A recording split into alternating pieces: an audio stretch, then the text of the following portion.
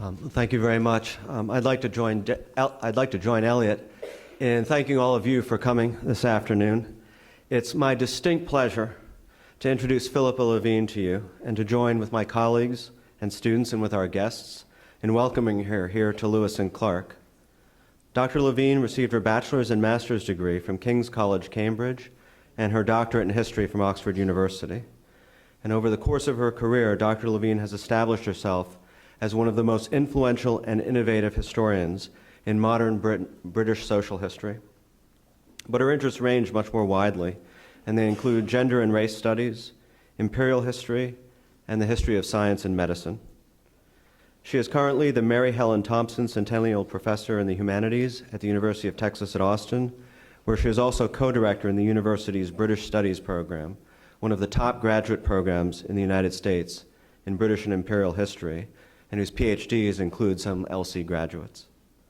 Before coming to Texas in 2010, she was a member of the history faculty at the University of Southern California and at the Florida State University, and she has also taught in her native Britain and in Australia. I could list all of her accolades, awards, and fellowships, but I want to give her time for her lecture, so I'll keep it brief. But among her more distinguished honors are a Guggenheim Fellowship in 2007 and 2008, a resident fellowship at the Bellagio Center of the Rockefeller Foundation in 2002, and research grants from the National Endowment for the Humanities and the National Institutes of Health. She's held various visiting fellowships also in Australia, Britain, Ireland, and Canada. Dr. Levine has served regularly as one of the moderators of the National History Center's seminar on decolonization at the Library of Congress, and that's where I had the distinct pleasure of first meeting her in 2007, and is the immediate past president of the North American Conference on British Studies, whose annual meeting is going to be here in Portland in November, so mark your calendars. Dr. Levine has authored or edited the following books, among many others: the Oxford Handbook for the History of Eugenics in 2010, The British Empire, Sunrise to Sunset in 2007, now in its second edition, Gender and Empire, the Oxford History of the British Empire, Companion Series in 2004, Prostitution, Race and Politics, Policing Venereal Disease in the British Empire in 2003, Women's Suffrage in the British Empire, Citizenship, Nation and Race in 2000, Feminist Lives in Victorian England, Private Roles and the Public Commitment in 1990, and Victorian Feminism, 1850 to 1900 in 1987. For the past half century, the Throckmorton Lecture has brought some of the most distinguished historians in the nation and the world to our campus, and today we continue that tradition for another half century. Please join me in welcoming Philippa Levine.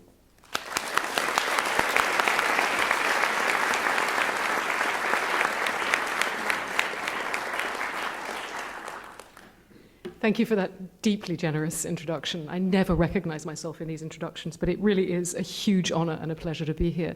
And as Elliot said, it is an extraordinary list of people, and it really does feel like an immense honor to be included amongst those people. So thank you, Lewis and Clark. Thank you, Dave. Thank you, History Department here. It's a real pleasure to be here. Eugenics. It's a strange word to the modern ear, but chances are, if you've been living in the first half of the 20th century, you would be familiar with the word and likely with the ideas it represented. For this was an idea that was everywhere, a vision of a better world that was taken up by policymakers, doctors, and reformers on every continent, from Mexico to Madras, from Virginia to Vladivostok. Eugenics shaped social policy in a wide range of ways. The word, coined by the British scientist Francis Galton in 1883, means quite literally well-born, and eugenics is often defined as the science of good breeding. Galton himself understood it to be the rational planning of and intervention into human reproduction based on statistical probability and an understanding of the mechanisms of heredity. In practice, this materialized both as individuals managing their own reproduction, but more commonly as state and export interventions into people's reproductive lives and choices. Galton had read the work of his cousin Charles Darwin and become fascinated by the prospect of tuning up the human stock to create a better society. He argued that if societies could prevent unfit babies from being born and also encourage breeding amongst the healthiest, everyone would benefit. The aim of most eugenics movements then was to affect reproductive practice through the application of theories of inheritance. And this is a fairly typical kind of propaganda, eugenics propaganda from early in the 20th century, in which you can see the kinds of concerns that they had: feeble-mindedness, epilepsy, criminality, insanity, and so forth and so on. So you can chew on that while I read. But it's a pretty typical example of the kind of work that eugenicists were doing in this early period. It was heady stuff. And by the early years of the 20th century, governments took notice as they looked to balance their budgets, think about their welfare provisions, and pay for various social services. The hope was that societies might be able to eliminate hereditary diseases, antisocial behaviors, low intelligence, and more. Some eugenic practice aimed to prevent life, sterilization, contraception, segregation to prevent sexual activity. Some to bring about fitter life, environmental reforms, the training and rearing of children, public health. And yet other practices looked to generate more life, treatment of infertility, for example. At its most extreme, eugenics promoted ending life through the so-called euthanasia of the disabled and the non-treatment of sick newborns. Some human life was of more value to the state, the nation, the race, future generations than other human life. We shouldn't be surprised then that a wide variety of eugenic state policies were implemented literally across the globe. Here in the US, as well as in Canada, across Europe, East, West, South, and North, in China, Japan, and India, in Mexico, Cuba, Puerto Rico, and Brazil, in Australia and New Zealand, in Iran, in Kenya, and in South Africa, and that's just a partial list. In the early years of the 20th century, important research institutes and societies devoted to eugenic studies popped up everywhere. The first university professorship in eugenics was founded in Britain in 1911. In 1927, the Rockefeller Foundation provided funds to construct the Kaiser Wilhelm Institute for Anthropology, Human Heredity, and Eugenics in Berlin, by no means the first such institute in Germany. The French Eugenics Society was created in 1912, and the first Russian Eugenics Institute in 1916. In 1922, the Belgians, the Swiss, the Poles, and the Swedes acquired either research institutes or eugenics organizations. This then was not a flash in the pan, but a serious social practice grounded in the new sciences of biology and genetics. Today, the most common association of eugenics is with Nazi Germany. When the Nuremberg court put the Nazi doctors on trial in 1946, it was eugenic practices that dominated much of the proceedings, as witness after witness displayed the effects of experiments they had miraculously survived. Among the very first laws that the new regime had passed when it came to power in Germany in 1933 was a sterilization law, applied in the first instance to what were considered undesirable hereditary illnesses. These included epilepsy, deafness, and chronic alcoholism, alongside Huntington's disease, mental deficiency, and muscular dystrophy. An interesting set of connections there. By 1935, there were also laws derived from eugenic thinking, which required health checks prior to marriage, which looked for sexually transmissible diseases and heritable conditions, and which banned sexual relations between Germans and non-Germans. In 1939, euthanasia of the unfit, codenamed T4 for the administrative offices of the program at Tiergartenstrasse 4, was legalized, and as the concentration camp system grew, so too did the range of acceptable practices and experiments under the name of eugenics.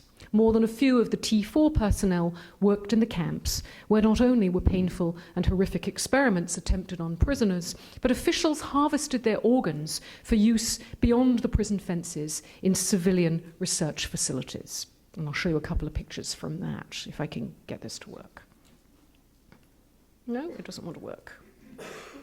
All right, let's try that. Okay, so that thing stopped working, so I'll just use the arrow. So this is a piece of German propaganda, and you notice the term useless eaters. That is to say, these are people who are a waste of money.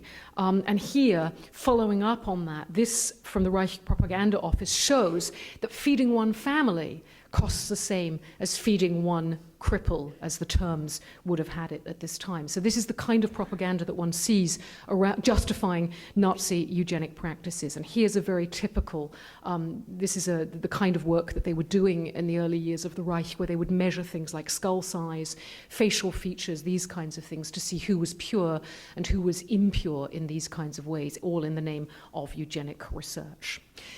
While the world was, not surprisingly, horrified by the grim catalogue of this work, prosecuting Nazi eugenics proved a tricky business for two reasons. The principles and some of the practices of the wartime years were in fact already in place in Germany before Hitler came to power, and in what was then a left-leaning state, the Weimar state.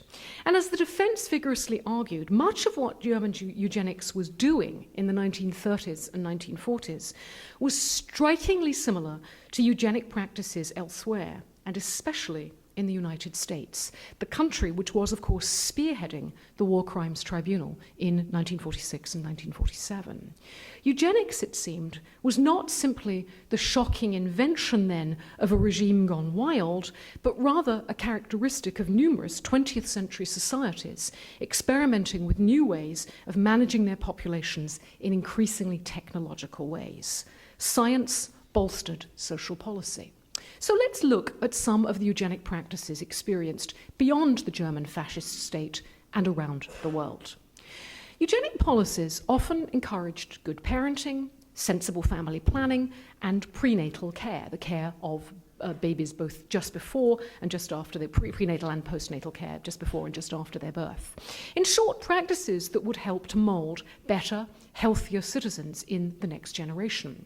Mass education campaigns encouraged individual responsibility for sexual and reproductive conduct and for healthy lifestyles that would benefit the population at large. Here in the United States, eugenic motherhood was rewarded through fitter family competitions. Here's a couple of pictures of those. This one in Texas in the early 20th century. So what would happen at state fairs? There would be these booths in which they would exhibit, as you can see, eugenic health. And here, also, this was at a booth at I'm not sure which state this was in, but this was where you could learn about eugenics and heredity if you were just attending the state fair. So you could, eat your hot dog, your corn dog or whatever, and read about eugenics at the same time in these kinds of ways. While in the Soviet Union, women who had large families were awarded motherhood medals at special ceremonies honoring their loyalty to the nation. And this is an actual Soviet motherhood medal that a student of mine, when I was teaching in California, she and her parents had emigrated from the former Soviet Union, and I had been teaching this stuff in the classroom, and she came up to me and said, "My grandmother was awarded one of these Soviet motherhood medals. Would you like to see it?"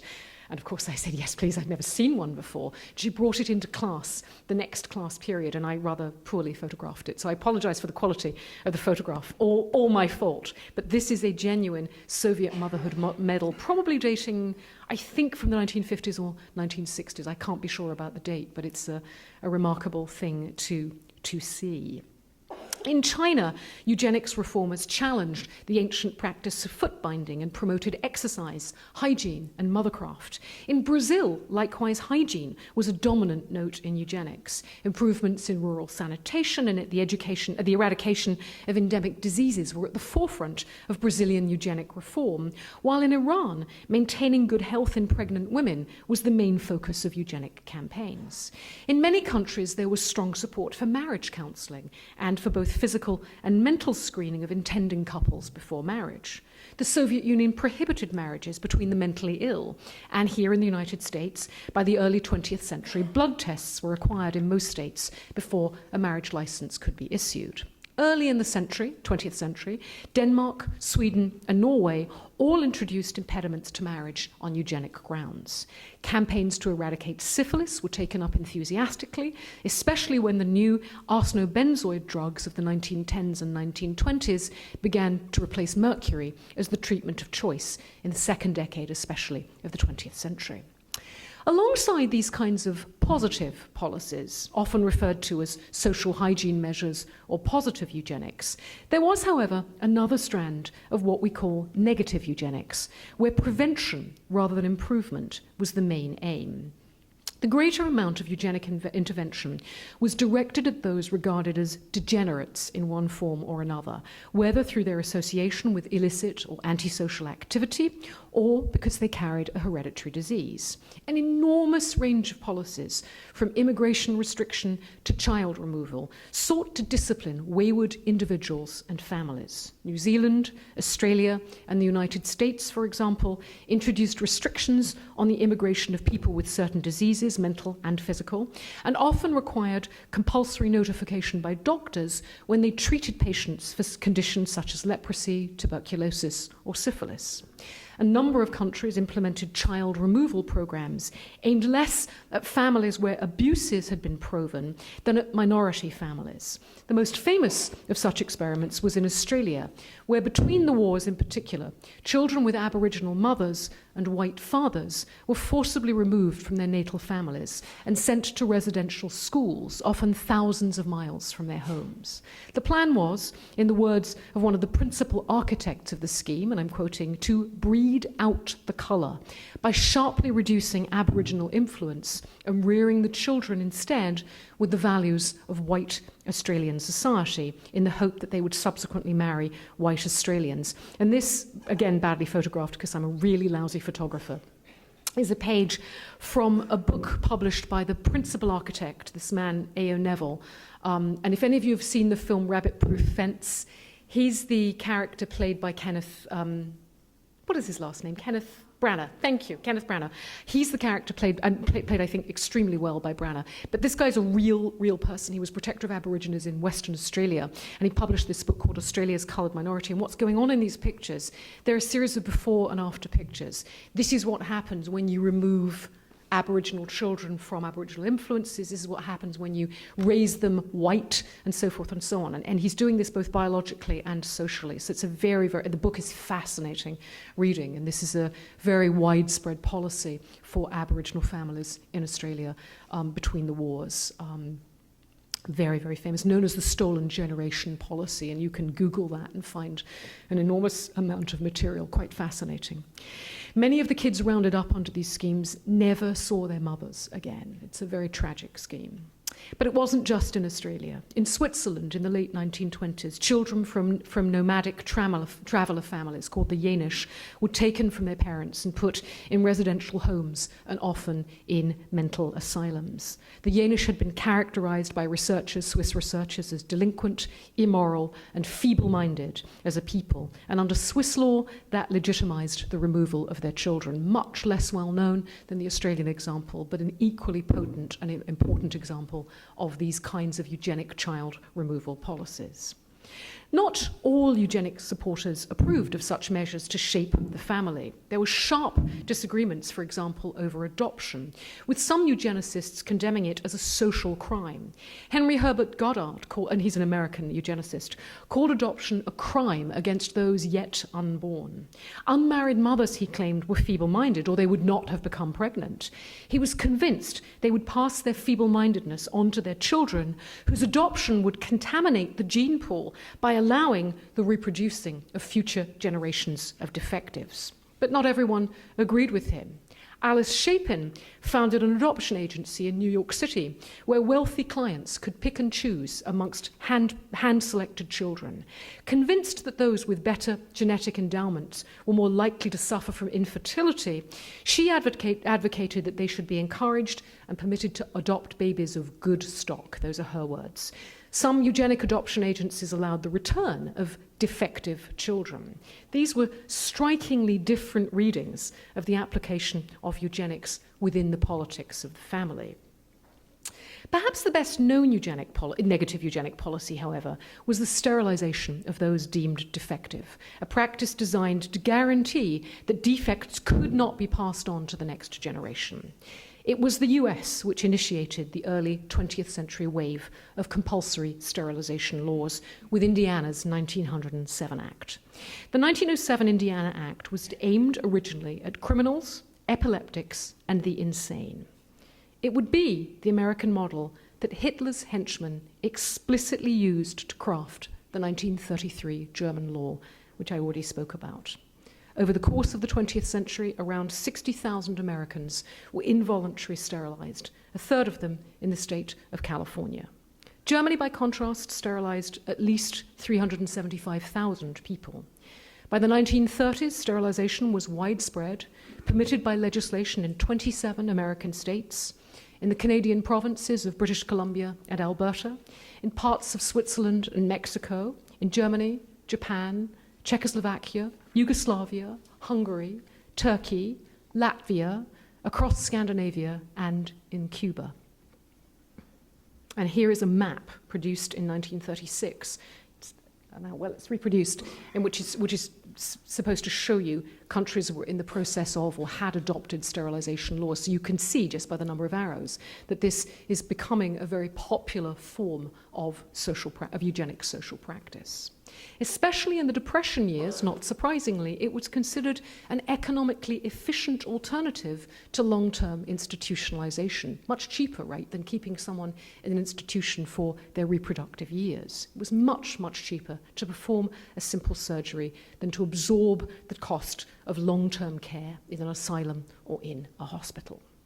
Even more radical was the passive withholding of treatment from and active killing of disabled people.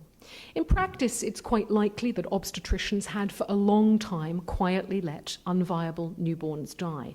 But eugenics supporters sometimes made this a policy issue. In early 20th century Chicago, Dr. Harry Hazelden withheld treatment for deformed newborns and publicly promoted the practice as in the best interests of the infant, the family, and of the society. And a very famous film about Hazelden, it was a propaganda film called The Black Stork, came out, a silent film, obviously, in 1917. And in this still from the film, what you're seeing is Dr. Hazelden saying, no, we will not treat this baby, we will allow it to die. And the nurse is holding it out and saying, how can we let this baby die? It's a very interesting film. Disabled children and adults were the first targets of the T4 legislation passed in Nazi Germany in 1939. So there's an interesting, again, set of connections here.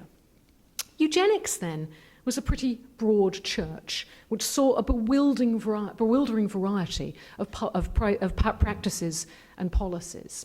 As a result, and I think what's fascinating for today's observers, is that it's simply not possible to tag eugenics in obvious political ways.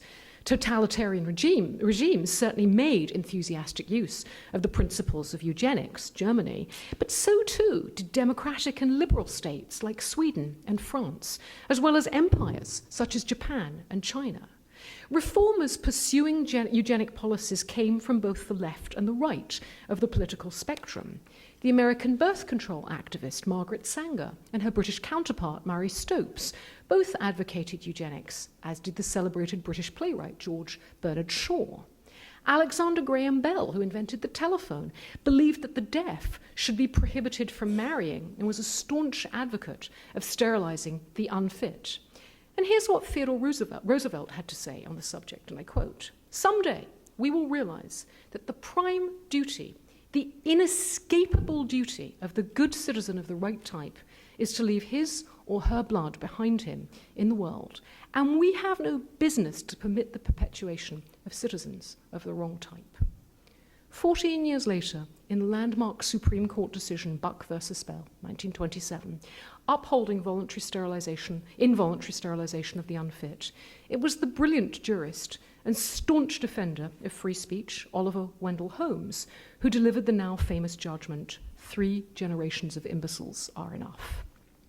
Carrie Buck, the plaintiff in the case, could, he ruled, and I quote, "as the probable parent of socially inadequate offspring, be sexually sterilized. It is better for the world," he said, "if instead of waiting to execute degenerate offspring for crime or to let them starve for their imbecility, society can prevent those who are manifestly unfit from continuing their kind." And this is Carrie Buck and her sister, Elsa, who were institutionalized at a very famous asylum, the Virginia Colony in Lynchburg, Virginia, until they were sterilized, and only then were they allowed to be released. It's a very moving story, and there's a wonderful documentary, if anyone's interested, about this case called The Lynchburg Story. Here in Oregon, the arguments in favor of sterilization were akin to those expressed by these national eminences, Roosevelt, Wendell Holmes, and so on. Oregon was, as some of you may know, a very active eugenics state.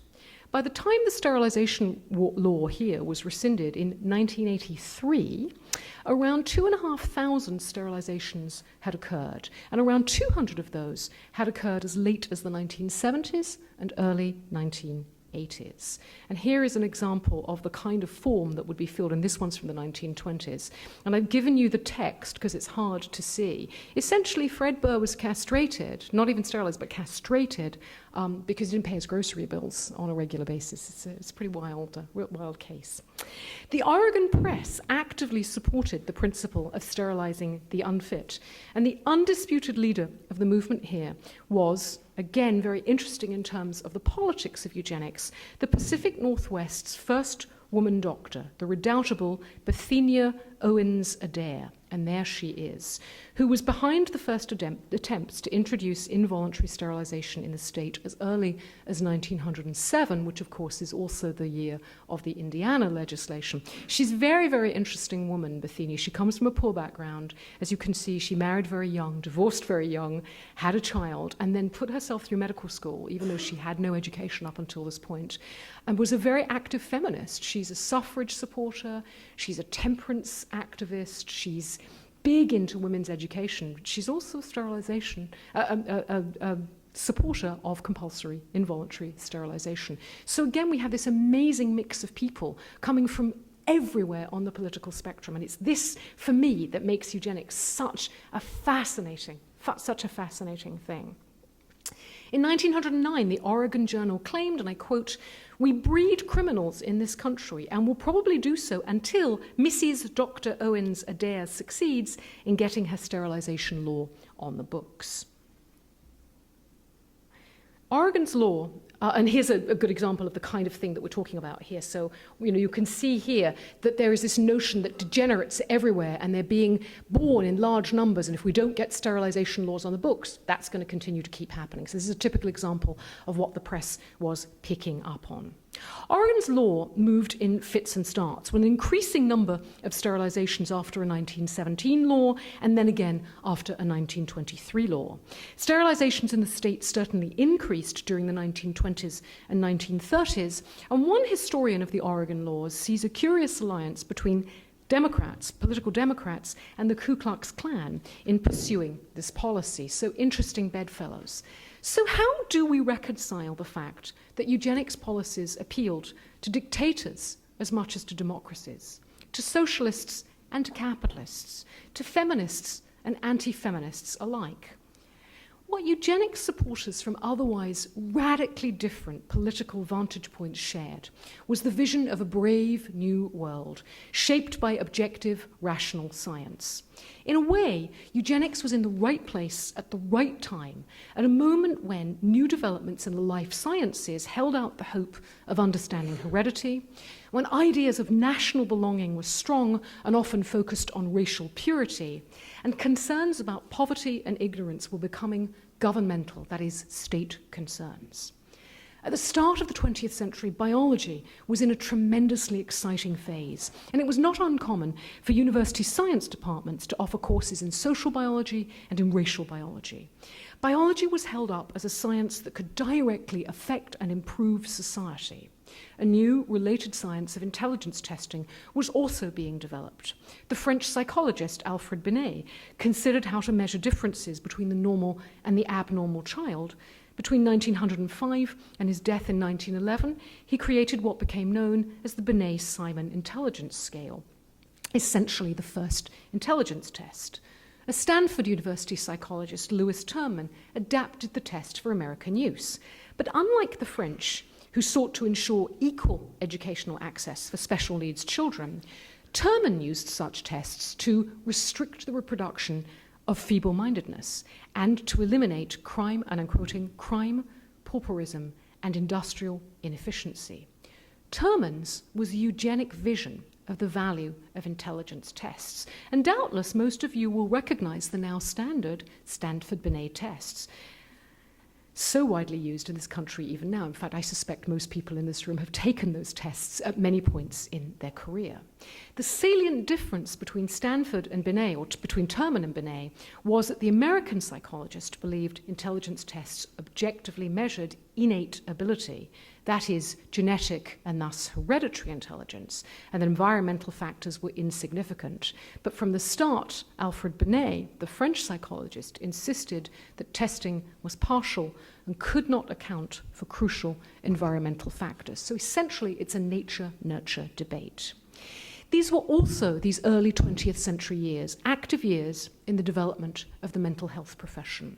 Mental asylums had been growing in number and size in the 19th century, as changes in housing styles as well as work patterns made it increasingly difficult for families to care for the mentally or indeed the physically disabled at home. In psychiatry, the idea that mental disease had a biological basis began to attract favorable attention in the late 19th century, while a new theory of criminology, spearheaded by the Italian scientist Cesare Lombroso, advanced the idea that criminality was an inherited trait, and it saw alcoholism, homosexuality, and prostitution as inherited and unfortunate predispositions. And all of this was taking place against the backdrop of increasingly ferocious political and economic competition among the more developed nations. Germany and Britain in the early 20th century were in a naval arms race, and political commentators in many countries were concerned with racial and national fitness in the face of economic and political competition. The fear of degeneration was a common theme in the late 19th and early 20th centuries, and social critics argued fiercely about whether degeneration was the result of bad environments or bad genes. The survival of the fittest, a phrase wrongly attributed to Charles Darwin, who did not coin it, was the mantra of the day, a philosophy that left no room for those considered weak. This was the crucible in which the new science of eugenics was formed, an amalgam of social, economic, and political fears, combined with a growing investment in the ability of science to envision and create a better future. So despite the gloomy predictions of what would happen if the wrong people were permitted to breed without restraint, eugenics also held out the promise of perfectibility. It was, in its focus on improving the future, filled with optimism. But while eugenics was enthusiastically taken up by many, there were always critics as well. Some of the strongest criticisms of eugenics came from scientists, especially from the 1930s, when the new science of genetics really began to develop in earnest. But even earlier, there were significant challenges. The English geneticist Reginald Punnett calculated that eliminating allegedly genetic feeble-mindedness through segregation and sterilization would take 8,000 years. The absurdity of his conclusion was quite deliberate. Thomas Hunt Morgan, who worked first at Columbia University and then at Caltech on fruit flies, reproached the sloppy research methods he thought typical of eugenic studies. Morgan had begun as a supporter of eugenics, as had most geneticists of the period between the two wars.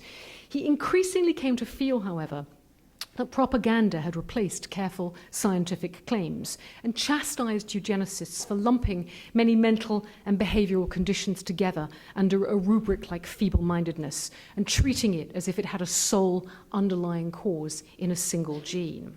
Lionel Penrose in England and Herbert Jennings here in the United States particularly singled out sterilization for criticism. With their increasingly sophisticated knowledge of dominant and recessive genes, they saw that a large group of asymptomatic carriers would always continue to pass genes on to the next generation, severely limiting, of course, the effects of sterilization.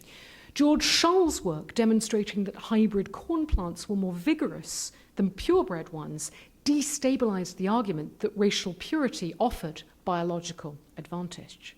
But scientists were not the only critics of eugenics. New York lawyer Charles Boston, calculating that the number of road deaths in the US was higher than the number of rapes, made the point, and I quote, that if criminal tendencies were hereditary, then there would be more substantial reason for sterilizing reckless chauffeurs than rapists. And he meant to be amusing, of course, yeah. Among eugenics' most vocal critics was the Catholic Church. A papal encyclical of 1930 made clear the Church's position, and I quote, "There are some who, against every right and good, wish the civil authority to arrogate to itself a power over a faculty which it never had and can never legitimately possess, because, of course, it's possessed by God." Strong words. From a very different political perspective, the eugenic research which had flourished in early 20th century Russia completely disappeared when the Central Committee of the Communist Party outlawed work on eugenics in 1930. The hereditary emphasis of eugenics contradicted communist views of the malleability of human nature and thus appeared to provide no role for the environment in shaping human destiny, a doctrine that was deeply unwelcome in the USSR. I once asked my father, who grew up in interwar London, what he remembered of English eugenics. "Oh," he said dismissively, "a bunch of eccentrics, cranks, of no consequence." Odd, I thought. I knew, after all, from my historical sources, that while card-carrying members of the eugenics movement were quite small in number, the principles of eugenics were to be found in a great deal of contemporary legislation, as I've shown, and its supporters included many well-known and well-respected figures. Was it that we historians had vastly misread things? What could explain my father's contemptuous perspective? And then it occurred to me, my father in some ways could have been one of those who eugenic reformers might have regarded as unfit. He grew up poor in the slums of East London. He was not a strong or athletic child. His parents were poor immigrants whose grasp of English was by no means perfect. In 1925, Carl Pearson and Margaret Moore had published a two-part series called, and I quote, "The Problem of Alien Immigration into Great Britain, illustrated by an examination of Russian and Polish Jewish children," in which their data represented Jews in Britain as physically and mentally inferior to the native population. From there, it was easy to advocate, as the authors did, that immigration be restricted to those who surpassed the average of the native population in physical and mental qualities. I think my father recognized the ways in which both his Jewishness and his poverty, his class and his race, made him a vulnerable object of research. He was born in 1921, so he would have been 4 when that research was carried out, but that's pretty close to the bone. Better surely for him to minimize the significance of such thinking than to fall prey to it. And as the criticisms of eugenics grew stronger, the charges that these were not mainstream and thus influential voices, but marginal oddballs, must have been reassuring to those who shared aspects of my father's background. For there can be no doubt that it was people from the wrong side of the tracks who were most likely to capture the attention of eugenic reformers. Sometimes this translated in racial terms, sometimes in class terms. In the 1920s, 39% of male and 31% of female sterilizations in California were of foreign-born residents, Mexican immigrants dominating. African Americans in California were sterilized, disproportionate to their numbers in the population, but those from poor backgrounds were also likely candidates. For example, on the opposite coast in Virginia, the bulk of those sterilized were impoverished and ill-educated whites. In the Scandinavian nations, where sterilization was technically voluntary, the poor were often pressured, and those who had been placed in mental institutions frequently found that sterilization was a precondition for release, as it had been for Carrie Buck and her sisters in 1927 in Virginia. This is an ugly history, I think we would agree, by any standards, and one which is surprisingly little known, perhaps because, like my father, many have been tempted to dismiss eugenics as the work of a peculiar fringe. But while the curious word eugenics all but disappeared from the literature after the late 1940s, after Nuremberg, many of the practices we associate with it have lingered far longer, as the Oregon law, not quashed until 1983, perhaps suggests. In Alabama, in 1973, two sisters, aged 12 and 14, were sterilized without consent under the direction of the Federal Office of Economic Opportunity, which ran the War on Poverty programs. When the case reached the courts, it transpired that their mother, Minnie, who could not read, had thought she was authorizing birth control for her daughters and did not realize she was signing a sterilization release.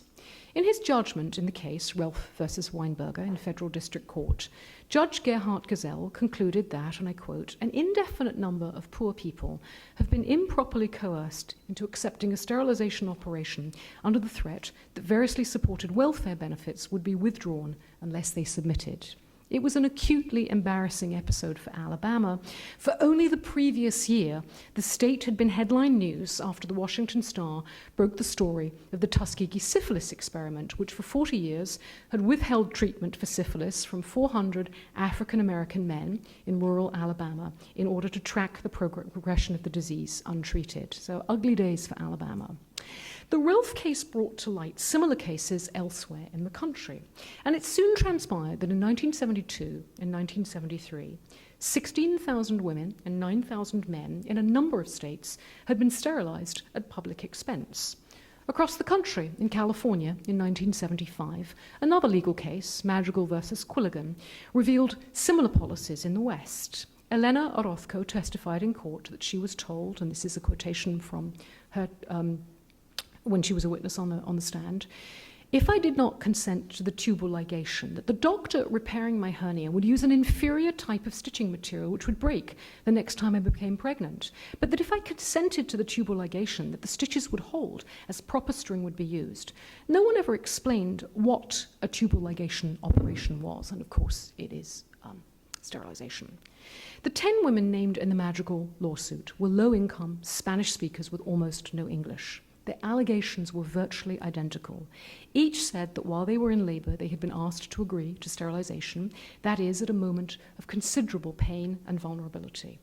A medical student who worked as a technician at the hospital, Karen Benker, testified in court that Edward Quilligan, head of obstetrics and gynecology at the Los Angeles County General Hospital, had boasted of a $2 billion grant that he intended to use to show, in his words, how low we can cut the birth rate of the Negro and Mexican populations in Los Angeles County, 1975.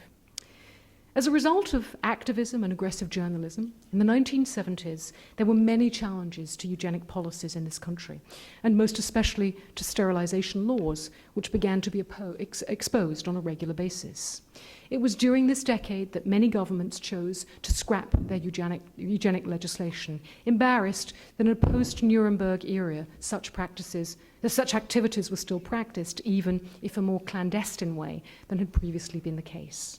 7 US states, including Oregon, which did so in 2002, have thus far issued formal apologies to those who were sterilized, but none have offered compensation to the victims, although North Carolina recently came close to doing so. For the most part, nations and states around the world have quietly dropped many of the laws and practices I have discussed here. But don't breathe too deep a sigh of relief quite yet. Modern technologies make eugenic practices possible, even as alert critics watchfully look on. A decade ago, one historian of science who had studied eugenics had this to say: as healthcare costs skyrocket, we're coming to accept a bottom-line cost-benefit analysis of human life. If an HMO requires in utero screening and refuses to cover the birth or care of a purportedly defective child, how close is this to eugenics? If gene or drug therapy is substituted for improving our workplace or school environments, our diets, and our exercise practice, how close is this to eugenics? If eugenics means making reproductive decisions primarily on the basis of social cost, then we are well on that road. In assessing his warning, it might be worth remembering Nazi propaganda regarding useless eaters. Remember these guys? As well as the exigencies of the Depression years when sterilizing people was favored as the cheaper alternative. Disability activists today worry that the ability to terminate a pregnancy might become a compulsion to do so, and the potential to carry out not just prenatal testing, but in vitro diagnosis and therapy, that is, in embryos outside the womb prior to implantation, changes the ethical landscape in profound ways. Governments have recognized the complex issues at stake. As early as 1982, the British government established a committee to inquire into the technologies of in vitro fertilization, IVF, and embryology. And it was interestingly headed not by a scientist, but by a philosopher with a strong background in education and ethics, Mary Warnock. I mention this because it brings me to the question of why historians might be helpful in thinking through the kinds of questions that the existence and persistence of eugenics raises. Obviously, our archival and detective skills have been invaluable in ferreting out the existence of and details about the many eugenic practices which have littered the 20th century landscape. But I think, or I should say I hope, that we might offer more than simply information, critical as that obviously is. While I share the opinion of many of my fellow historians that simple parallels between past and present events are not necessarily revealing or useful, what I think we can offer is a glimpse not just of what happened, but of the consequences and indeed the hijackings of ideas for multiple purposes.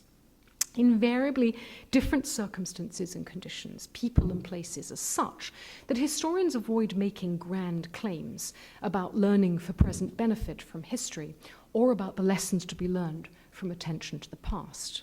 But if we're nervous about such bold statements, and I think we should be, we can nonetheless, I think, reveal a more subtle text, one in which we can trace intentions gone wrong, ideas off track, enthusiasm trumping good sense. For we need to remember in the case of eugenics that many of its proponents genuinely believed that they were working for the betterment of the human race, to alleviate poverty and suffering, to make the lives of women easier, and to free up the budgets of poor families. It's easy, too easy, to be outraged by the excesses conducted in the name of this early 20th century science.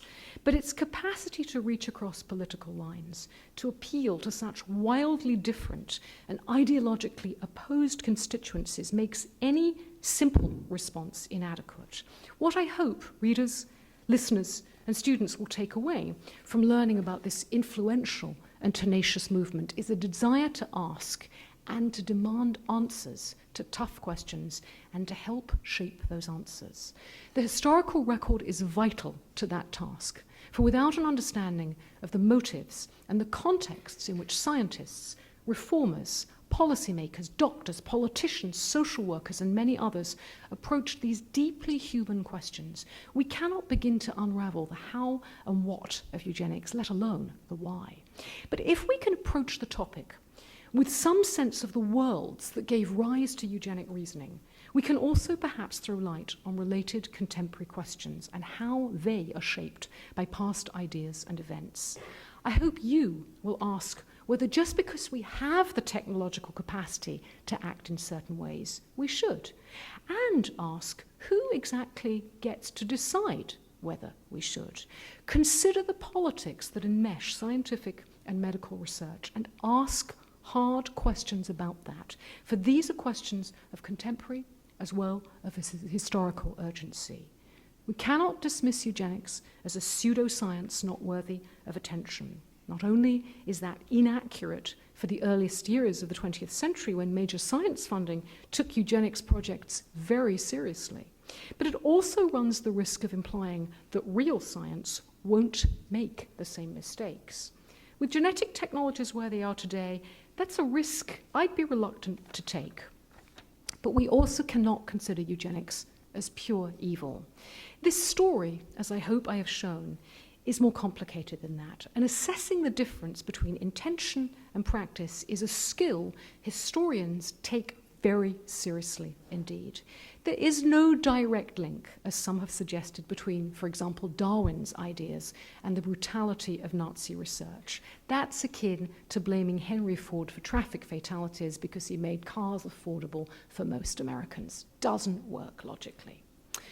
We live once again in difficult times, in an age in which the gap between economic access and technology is growing at a rapid pace, but in which we also have far more knowledge of our genetic makeup than ever before. How and in what circumstances we apply that ever-expanding knowledge is something of a burden and a responsibility, and there will always be diverse opinions about what should and should not be encouraged, allowed, or practiced. Where the early 20th century saw states and governments for the most part, at the center of eugenic policy. Today, the impetus has moved towards the sphere of commerce as private companies promote genetic testing, designer babies, sperm banks, and much, much more. These strike me, and many other historians of science, as ripe conditions for the promotion of eugenic policies tuned to the needs and desires of the 21st century. And while I'm not calling for us to turn back the clock, I can only hope that armed with what we know of the history of this fascinating but problematic movement, we move forward with caution and sensitivity as our genetic expertise grows, as it surely will, ever more impressive. Thank you.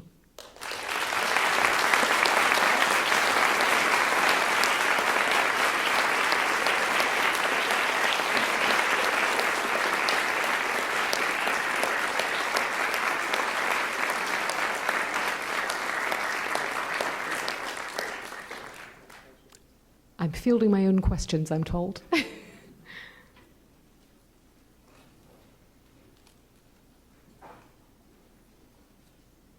Yes. Where in California did you teach? I taught at the University of Southern California in Los Angeles. Whose medical school, of course, was the one that was involved in the Madrigal versus Quilligan case, by the way. And that was wonderful. In fact, when I taught eugenics at USC, and I would always have the Madrigal versus Quilligan case, and students would say, but that's our university. And I would say, that's right.